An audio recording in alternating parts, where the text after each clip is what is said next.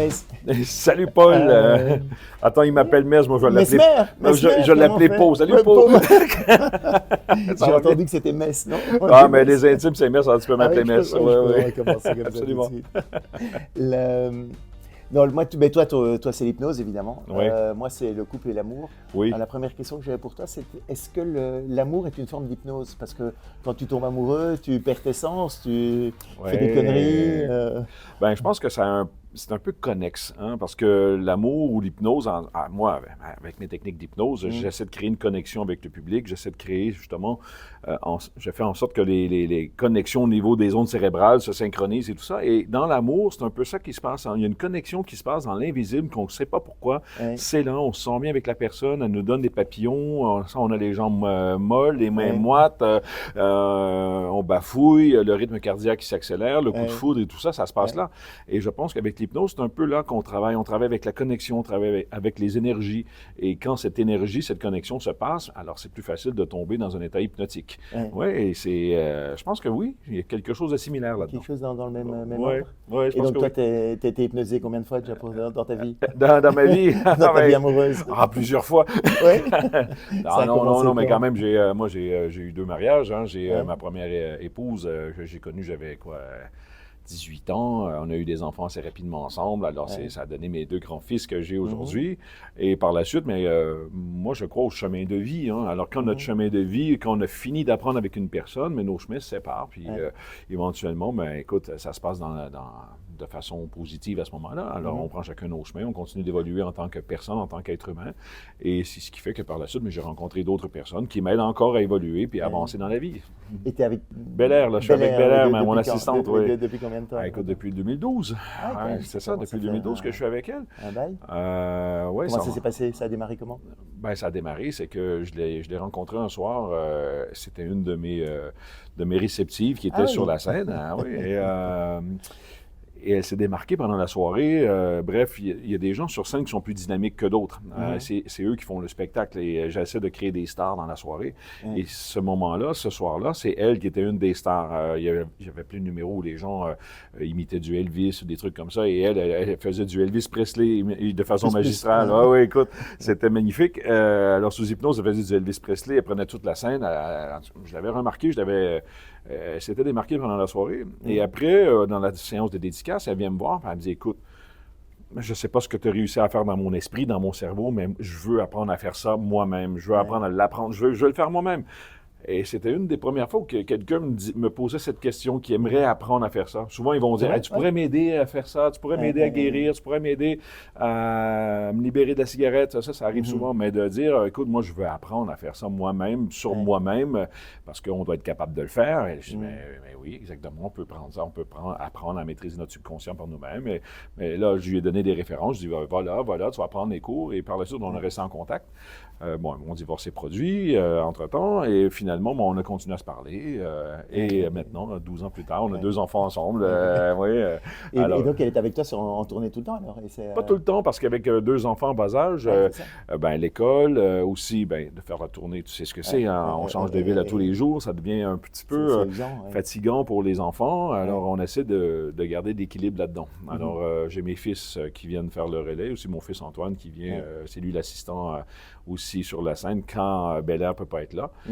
Mais on essaie de combiner le plus possible des moments en famille parce que 6 mois en tournée, moi en Europe, je ne suis pas chez nous dans mon lit le soir. Alors ça me prend ma famille autour de moi, des gens en qui j'ai confiance aussi qui me suivent. Je me souviens que c'était avant de faire mes tournées, je faisais beaucoup de formations d'entreprise, des week-ends et tout. Et donc, comme je me levais tôt pour faire toutes mes journées, puis je finissais à 6 heures du soir. Et donc, quand j'appelais ma femme, c'était normal. Enfin, on avait tous les deux notre journée de travail. Mais quand j'ai commencé le spectacle, avec les horaires décalés, quand elle se levait à 7 heures du matin pour aller conduire les gosses à l'école, et que nous, on était en train de dormir. Oui, c'est ça. Ou en train de trouver un petit déj qui est encore ouvert après 11 heures. Et qu'on lui dit, mère, je râle, mais l'hôtel ne sert plus de petit déjeuner jusqu'à 10 heures du matin. Ben oui, c'est ça. Puis on se lève à 10h15, c'est foutu, on ne peut pas manger. Et émotionnellement, je sais qu'intellectuellement, elle sait que voilà, c'est la vie comme ça, mais émotionnellement, c'était parfois pesant, Oui. ces horaires décalés qu'on peut avoir. Mais moi, la chance que j'ai eue, c'est qu'elle m'a connu quand j'étais dans ce métier déjà. Alors, elle voyait déjà le schéma dans quoi on avançait tous les deux. Alors, ça a été plus facile de faire passer ça. Contrairement à mon ancienne relation, où tout a été bâti pendant ma relation. J'avais 2 autres métiers avant, mais là, le showbiz a pris plus de place. Et quand j'ai annoncé à mon ex à l'époque que je partais en tournée en Europe, ça a été un coup, là. Écoute, tu vas partir tout ce temps-là? Oui, on va faire Bobino pendant 3 mois, 65 représentations, alors je suis pas ici pendant 3 mois. Et ça a été quand même un coup dur. Mais, je pourrais dire que ça n'a pas aidé à la relation à ce moment-là. Et bref, ce qui traînait dans les placards depuis toutes ces années, ça a été un moment déclencheur qui a fait, bon, OK, on va cesser. Et maintenant, tu as appris en fait de cette première... Qu'est-ce que tu retiens justement de cette première relation pour construire quelque chose de plus solide pour la deuxième? Ce que j'ai appris, c'est que, bref, justement, on doit chacun garder notre identité en tant que personne, et quand ces 2 identités-là se rejoignent, on fait seulement qu'un par la suite. Mais en ayant nos différences, en ayant notre capacité de comprendre l'autre aussi, d'avancer sans nuire à l'autre et sans aussi l'aider, parce que des fois on veut aider, mais on nuit souvent, on essaie de trop aider, on essaie de trop d'être, mais tu devrais faire ça comme ça, devrais faire ça comme ça, et au final l'autre n'a peut-être pas envie de faire ça comme ça, même si on ne comprend pas sa décision. Il faut quand même que tu laisses aller les choses. Et ça, oui, ça, je pense qu'il faut apprendre à faire ça, de laisser aller, vivre et laisser vivre. Hein. C'est une expression qui date depuis tellement d'années, mais c'est un peu ça, c'est vrai. Il faut trouver l'essentiel de ça. Ce serait quoi ton secret, tu dirais justement Je pense que c'est de partir 6 mois, partir 6 mois par année. C'est jamais se voir. Oui, c'est ça. À ce moment-là. On évite pas mal de disputes. Oui, exactement. Ou est-ce que tu as en tête les ressentiments, le temps de s'estomper. Et non, mais moi, je suis allé tourner de 3 semaines, je reviens chez moi 1 semaine, je repars 3 semaines, 1 semaine et tout ça. Et c'est vrai que ce rythme-là peut apparaître dur, et en même temps, c'est chouette de se quitter parce qu'on se retrouve. Et ça peut aussi être des moments de... Oui, c'est ça, mais il ne faut pas tomber non plus dans la... Oui, moment de fête, un moment de retrouvailles, toujours ce moment quand j'arrive et que je m'amuse, je fais semblant que je suis un livreur Amazon, par exemple, qui vient donner un colis à la maison, et là, mes filles ouvrent la porte, « Ah, papa! » Là, elles me sautent au cou. Il y a toujours ces moments qui sont vraiment cool à faire, mais aussi la tournée, elles viennent avec moi en tournée, elles le vivent, elles le voient ce que c'est, elles comprennent ce que je vis, ce qu'on fait. La maman qui est l'assistante sur scène, les filles sont impliquées dans le spectacle aussi. Alors je pense que cette synergie-là, on essaie de trouver l'équilibre justement pour pas que ça soit trop demandant pour elles, et en même temps qu'on ait chacun nos trucs. Alors quand elles sont pas là, ils ont leur truc de leur côté, puis moi je continue de mon côté. Et ce qui fait que quand on se retrouve, je pense que c'est plaisant. Et puis on essaie de trouver des moments en couple aussi, parce que souvent tu es parti 3 semaines. En famille, tu reviens 1 semaine, alors tu fais quoi? Tu veux voir les enfants, tu veux passer du temps aussi avec ta femme de façon plus de qualité, juste en couple. Alors ça devient... C'est pas toujours évident dans cette semaine-là de dire, bon, OK, on prend 2 jours cette semaine, on est en couple seulement, on prend une journée, on est en couple, et le reste, on est avec les enfants. Alors, on essaie de tout faire dans cette semaine-là. Cette petite période courte. Oui, mais c'est ça. Ça, c'est un peu un peu plus compliqué. Mais, Et tu as le syndrome du guerrier, parfois, peut-être de dire, quand je rentre, il faut que je sors d'une grande période de chasse, il faut que je rentre chez moi et que je me repose, un peu le repos du guerrier après ces tournées-là. Et je pense que c'est plus le mal du pays. Le mal du pays, là, je l'ai déjà vécu. Plus dans mes débuts, parce qu'au départ, on avait des horaires qui étaient très chargés. Avant de comprendre, parce que c'était pour moi aussi la première fois que je faisais des tournées, je ne savais pas ma capacité mentale de résister à aussi loin de chez moi. Alors, on acceptait tout. Oh oui, on fait ça, on fait ça. Et il y a un moment donné où j'étais 9 semaines d'affilée en tournée. J'étais à Paris, on faisait tous les shows à Bobino. J'avais des tournages pendant le jour. Alors, je me levais le matin à 8 h. J'étais déjà sur le plateau de tournage à faire des sketchs à l'extérieur. Je jouais le soir à 20 h. Je sortais du théâtre, il était 11h30, minuit. Le lendemain, la même chose. On faisait des tournages. Ensuite, la promo, tout ça qu'il faut, et là, ça s'accumulait. Alors, j'avais les émissions de télé au Québec, les émissions de télé en France, les spectacles. Et là, j'avais 9 semaines d'affilée comme ça où je ne pouvais pas me retourner à la maison. 9 semaines d'affilée. Et je me souviens m'avoir dit, écoute, il faut que je trouve un moyen de partir. Je vais aller dormir une nuit chez moi, mais là, tu ne peux pas. Et là, le coup de panique, je l'ai eu, là, le coup de panique de dire, merde, je suis emprisonné ici, là, je ne peux pas partir.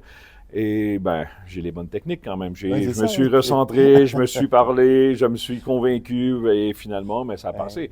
Mais par la suite, bon, on a changé les horaires parce que 9 semaines d'affilée, pour moi, c'est trop ici, sans voir ma famille, mes frères, mes sœurs, mes amis.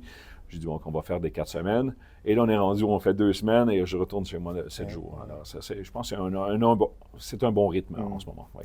Et comment tu fais au niveau de l'hypnose, justement, dans ta vie personnelle ou quoi? Est-ce qu'une fois que tu es sorti de scène le travail, c'est quelque chose que tu oublies ou c'est quelque chose qui fait quand même partie Ben, ça fait partie de moi de ton depuis quotidien? Ça fait partie Il de moi y a des depuis... mises en pratique que tu fais au quotidien ou dans ton couple ou quoi, des choses justement pour être bien avec Bel Air? Est-ce qu'il y a Disons que j'ai un moral quand même assez bon. J'essaie de voir les choses de façon positive. Ça, c'est une philosophie de vie aussi en même temps, parce que l'hypnose en soi, ben oui, je peux récupérer du sommeil rapidement quand j'ai besoin de le faire. Je peux améliorer ma santé, je peux me booster, me motiver à avancer, travailler sur ma santé aussi. Mais quand j'arrive chez moi, tout ça, ça fait partie de moi aussi. Depuis que j'ai 7 ans, c'est un mode de vie, ça. Depuis 7 ans que je fais de l'hypnose, alors ça fait des années. Alors c'est un mode de vie, c'est une deuxième nature. Mais des fois, le cordonnier est mal chaussé. Oui, j'arrive et je me couche dans mon lit le soir. Et là, ça commence à penser, je réfléchis, tout ça. Tu réfléchis à la prochaine tournée qui arrive, tu réfléchis au prochain spectacle, tu réfléchis à plein de trucs. Ou bref, tu dis, bon, OK, j'ai 7 jours de congé. Ah, j'ai ça à faire à la maison, j'ai ça à faire à la maison. Et là, ça n'arrête plus. J'ai plus de facilité à dormir sur une scène avec mes techniciens qui font des tests sonores sur scène, des tests d'éclairage. Et moi, je peux dormir sur scène complètement ou en loge et j'entends la musique qu'il y a des fois dans mon lit, chez moi, à Pénard. C'est particulier quand même, mais... ouais, mais... Tu connais le principe de la grotte de John Gray? La grotte, c'est que en masculin, on a tous une grotte dans laquelle on va se réfugier quand on a un problème, quand on rentre chez soi, on a juste envie justement de baisser les armes et juste de ne pas avoir... mais moi, c'est dans la voiture, ça. C'est dans ma voiture, ça. C'est dans ta voiture, ça? Oui, j'ai pas de chauffeur, je fais toute la tournée tout seul. Et dans ma voiture, c'est ma grotte, c'est là que je réfléchis, c'est là que je pense, c'est là que je pense à rien aussi. Voilà, alors, je mets la et radio. c'est ça qu'il faut vraiment dire, on est capable de ne penser à rien. Hein. Oui, exactement. Les femmes ne sont pas capables de... Ben les femmes n'imaginent pas ça, tu vois. Il y en a sûrement qui peuvent le faire, mais par expérience, je n'ai pas tombé là-dessus souvent. C'est très, très rare. Oui. Et je suis content que tu confirmes qu'un homme peut ne penser à rien. Oui, mais on met comme on dit chez nous au Québec, on met la plug à off. Voilà. Je ne sais pas si vous connaissez l'expression. Oui, on met le pilote automatique. Oui, c'est ça, pilote automatique. C'est ça. Ben oui, j'arrive à faire ça. J'arrive à être seulement là, à profiter du moment, descendre la fenêtre de la voiture, rouler, beau soleil, musique, et tu profites du moment, ça, oui.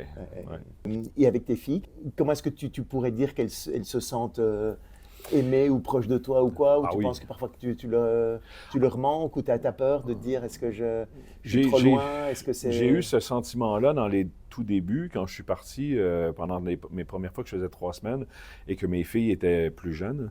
J'ai eu ce sentiment-là. Est-ce qu'elles vont me reconnaître quand je vais revenir? Est-ce qu'elles vont avoir cette même connexion avec moi quand je vais revenir? Et rapidement, je me suis rassuré parce que quand je reviens, c'est comme si j'avais jamais quitté. C'est toujours aussi présent. Des fois, j'essaie d'appeler ma femme et là, je dis, je vais parler aux filles. Elles s'en foutent. Elles font leur jeu, elles jouent à des trucs. Et au départ, je me disais, attends, elles sont en train de m'oublier ou quoi? Mais au final, non. Elles sont dans leur truc. Un enfant, le temps n'existe pas chez un enfant. Hein. Le temps n'existe pas. Alors, la conscience va créer le temps.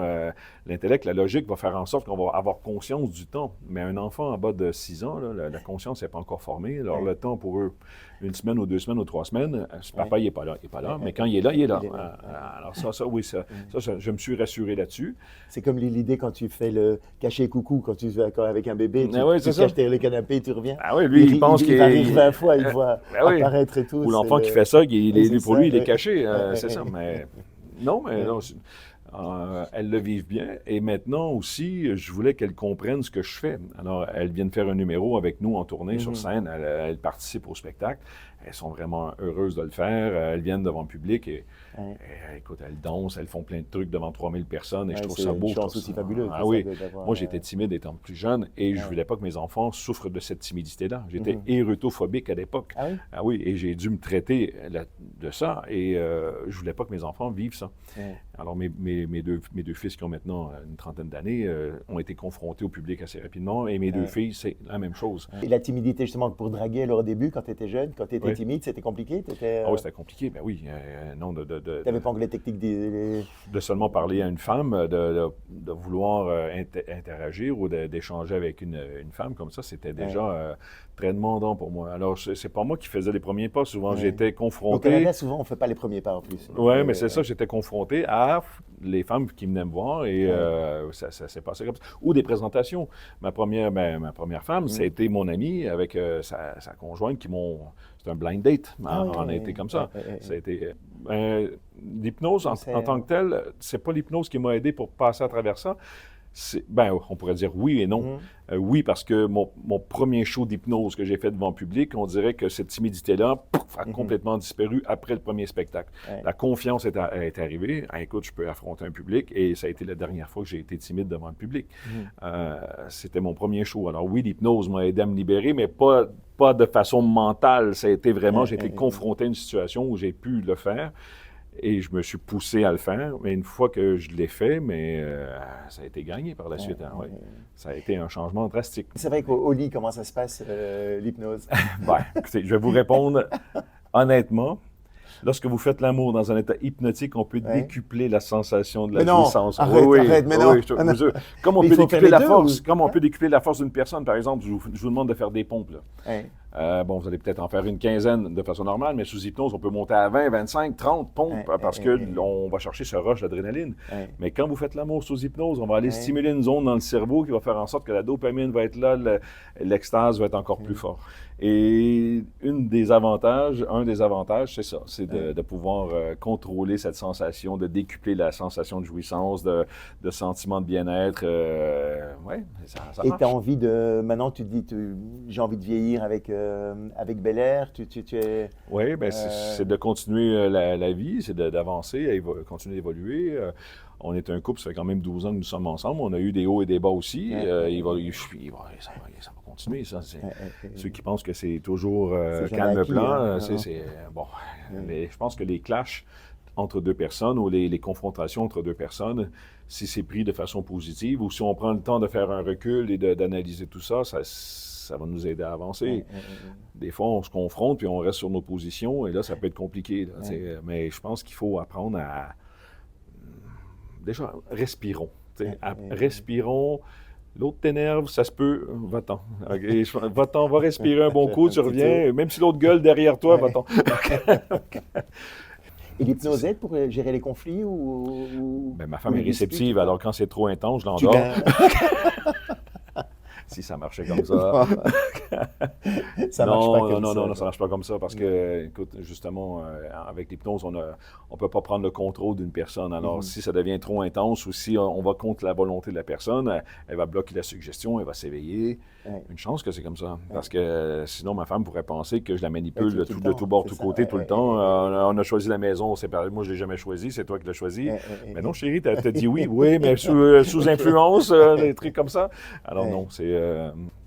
Et tes filles ont envie de se mettre aussi dans... Je sais pas. Comme mes fils ont maintenant 32, 30 ans, 32 et 30 ans, j'ai jamais poussé mes enfants à faire ce métier-là. C'est sur une base volontaire. Mes fils, j'ai même pas appris à mes fils à faire de l'hypnose. Ils ont grandi avec moi, alors ils le savent, ils m'écoutent, ils ont vu des shows. Et éventuellement, eux, sont venus faire les assistants aussi dans la salle quand ma femme était enceinte là, de mes deux dernières. Alors mes fils étaient mes assistants. On était interchangés comme ça. Et un jour, ils étaient tous les deux dans la voiture, sur le banc arrière. Et j'ai dit, on se monte un spectacle ensemble. Les deux frères ensemble, on va faire des choses. Et moi, je les laissais parler, je conduisais.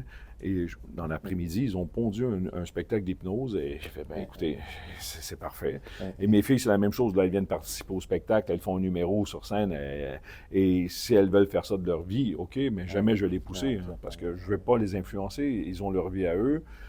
Mais quand tu grandis entouré de tout ça, éventuellement, ça va venir te chercher. C'est officiel. En même temps, c'est un métier qui est palpitant, qui est plaisant. Si elles veulent le faire, tant mieux. Sinon, c'est elles. Merci, Mess. Merci beaucoup, Pau.